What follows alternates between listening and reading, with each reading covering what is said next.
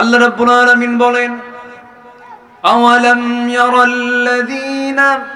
أولم ير الذين كفروا أن السماوات والأرض كانتا رتقا ففتقناهما وجعلنا من الماء كل شيء حي জোরে বলুন আল্লাহু আকবার।